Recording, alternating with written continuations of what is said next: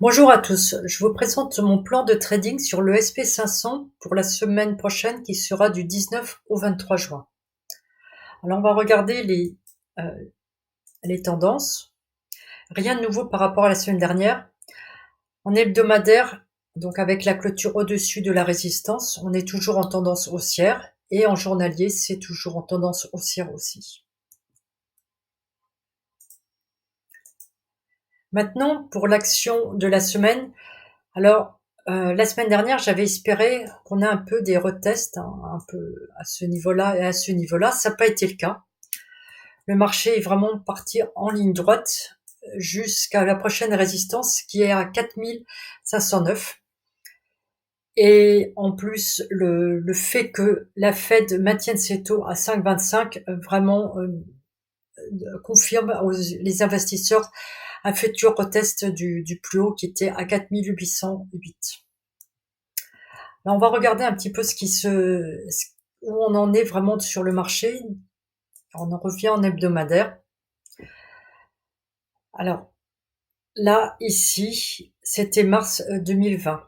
On a retesté en octobre. Ça faisait à peu près 50% hein, de tout ce mouvement-là. C'était à peu près 50% qu'on a retesté.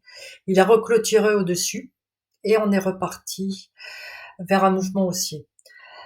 Par rapport à ce mouvement-là, hein, ici, c'est plutôt, on a retesté à peu près déjà les deux tiers.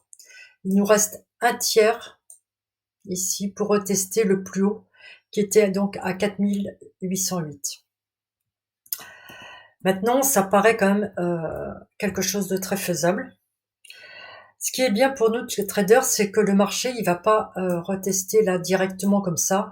Hein, il va nous faire hein, un peu comme ça du zigzag et ça va à chaque fois nous donner une opportunité pour rentrer et renforcer une position si on a déjà une position acheteuse, soit prendre des petits trades à chaque fois à la hausse.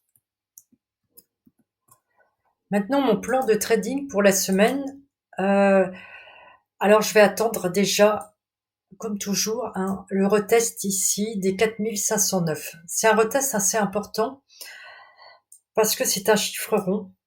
Et pour les traders et les investisseurs, les chiffres ronds, c'est toujours ça sert souvent de résistance. Donc, cette fois-ci, peut-être on va avoir quand même des retests plus bas, ce qui va nous permettre de re-rentrer sur le marché. Alors, où est-ce qu'il pourrait retester? Il est possible qu'il reteste ici à 4327, mais il est possible aussi qu'il ne reteste pas si bas. Et dans ce cas-là, quelle pourrait être la forme d'un retest? Alors, ça pourrait prendre la forme comme ici.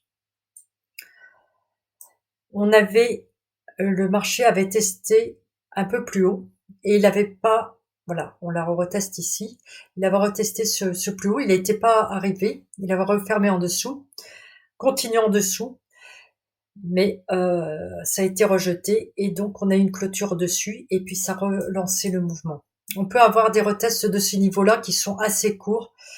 Euh, Sinon, le genre de retest qu'on peut avoir, c'est qu'on a des retests sur exactement au même niveau ici sur plutôt des petits supports.